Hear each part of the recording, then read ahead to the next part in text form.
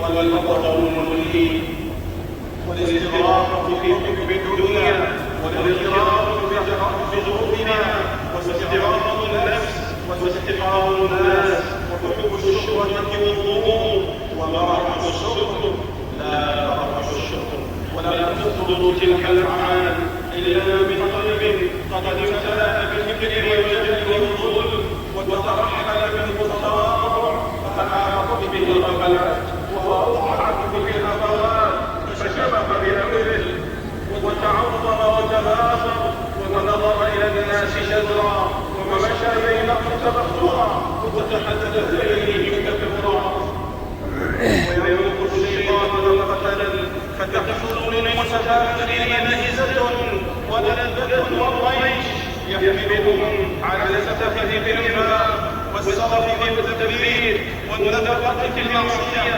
وإتلاف الأموال بالتكلف والسمعة الدنيا وصرفها في المباهات والتطاول وتفريقها في المغالبة والتعاون وإفسادها بالتبادل والتكاثر. قال جل وعلا: اعلموا أنما الحياة الدنيا لعب ولهو وزينة وتفاخر بينهم وتكاثر في الأموال والأولاد. قال ابن القيم: وأما الكفر بالنعم فهو أن يستطيل على الناس ويريهم أنه أعز منهم وأكبر فيرفع أعناقهم ويستعبد قلوبهم ويستميل عليه بالتعظيم والخدمة. والفقور بالذات سيارة المال بغيض منقوط عند الله وعند الناس وإن ذهب الأمر وخرج. قال جل وعلا: إن الله لا يحب من كان مختالا فخورا. وقال تعالى: ولا تمشي في الأرض مرحا إن الله لا يحب كل مختال فخور. وقد نهى القرآن في مواضع كثيرة عن الأفراح من نعمه ورحمة الظفر والأشر والعتب والخير والديان. قال تعالى: ولئن أذقناه نعماء بعد ضراء مسست ليقولن ذهب السيئات عني إنه لفرح فخور. قال ابن عباس: يكافر أوليائه بما أوسعت عليه.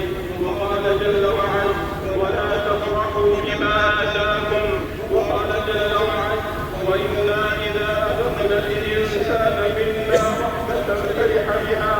وقال جل وعلا: لا تفرح إن الله لا يحب الفرحين وابتغ فيما آتاك الله الدار الآخرة ولا تنس نصيبك من الدنيا وأحسن كما أحسن الله إليك ولا تبغ الفساد في الأرض إن الله لا يحب المفسدين.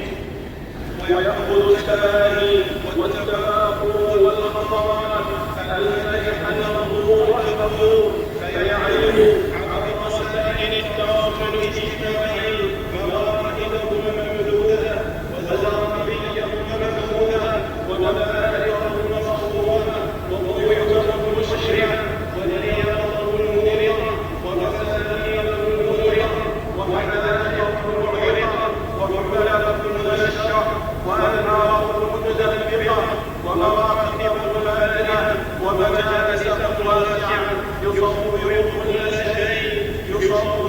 كل شيء ويذيع ويشير كل شيء ليذكر ويعرض وتشير إليه في الأصابع ويحضره المشاهد والمتابع وما ذلك إلى خفة واختيار وحماقة مجردة لا تعود على صاحبها بأسرته بالبر والنشر وصحب الراحلين تباهوا بالعزة والكرم والقوة حتى صاروا رحم القبور فما نفعتهم تلك العبد الرحمن ولا أغنى عنهم العز على دقيق مقامه. قال تعالى: فلا كنتم تجاهلوا حتى زرتم المقابر كلا سوف تعلمون ثم كلا سوف تعلمون كلا لو تعلمون علم اليقين لترون الجحيم ثم لترونها عين اليقين ثم لتسألن يومئذ عن النعيم. وأين كل منازل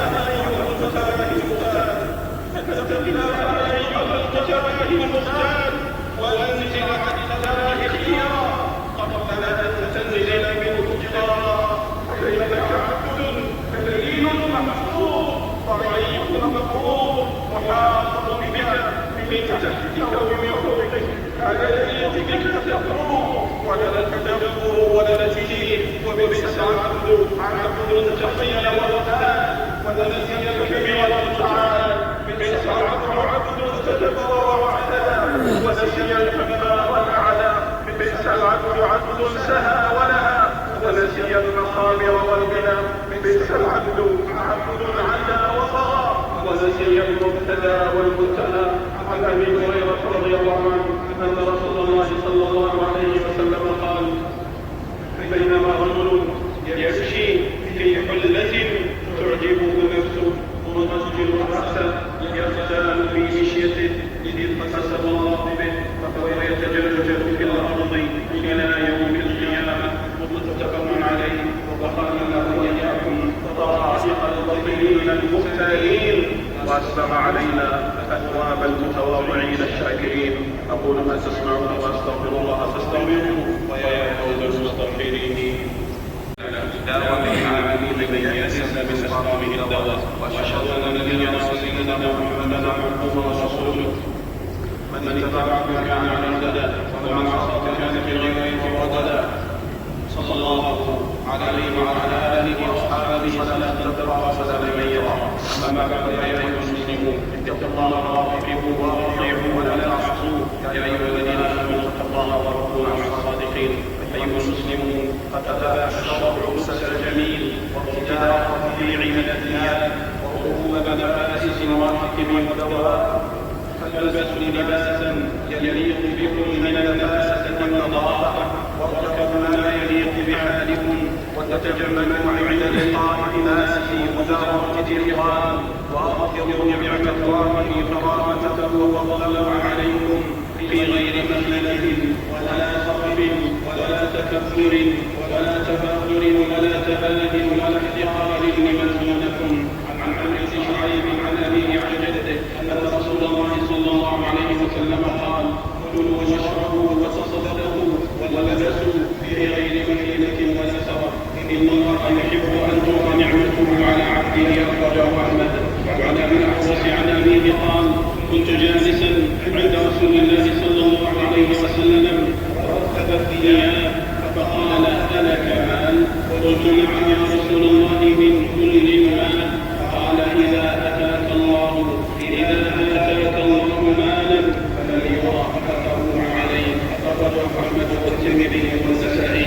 وفي لفظ: فتذكر نعمته وكرامته عليه. وعن أبي هريرة رضي الله عنه أن رجلا أتى النبي صلى الله عليه وسلم وكان جميلا فقال: حبب إلي الجمال وأعطيت ما ترى حتى ما أحب أن يفوقني أحد، إما قال بشراك نعل وإما قال بشسع أحمر. الكبر ذاك؟ قال: لا، ولكن الكبر من بطل الحق وغمط الناس. أخرجه البخاري في الأدب المفرد. وعن أبي قلابة قال: لا تضركم الدنيا إذا شكرتموها.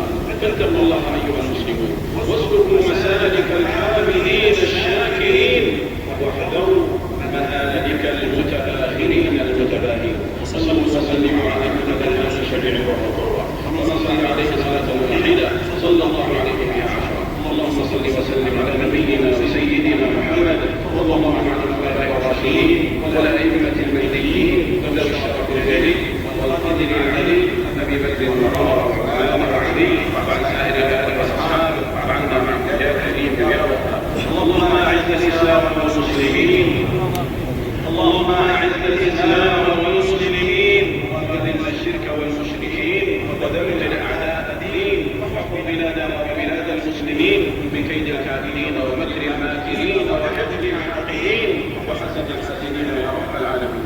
رب اجعل هذا البلد آمنا، رب اجعل هذا البلد آمنا. اللهم احفظ جنودنا المراقبين على حدودنا وحدودنا. اللهم تقبل موتاهم الشهداء يا رب العالمين، اللهم على دعائهم بالشفاء وقد من أهلهم سالمين وسالمين يا رب وارزقنا معنا وإياك من خاتم الحرمين الشريفين ما تحب وترضى وقنا سيد البر والتقوى اللهم اغفر ولي عهدك وسائر ولاة المسلمين لما فيه عز الإسلام وصلاح المسلمين يا رب العالمين اللهم اشف شفاءنا وعافِ مبتلانا وارحم موتانا يا رب العالمين اللهم انصر اخواننا في فلسطين على الظلمة المعتدين والظلمة المعتدين اللهم اغفر لنا الأخطاء من الرجز يقول الغاصبين واحفظنا في فلسطين وتقبل كرمهم وعافنا صبرهم وأقل عقبتهم واكشف كربتهم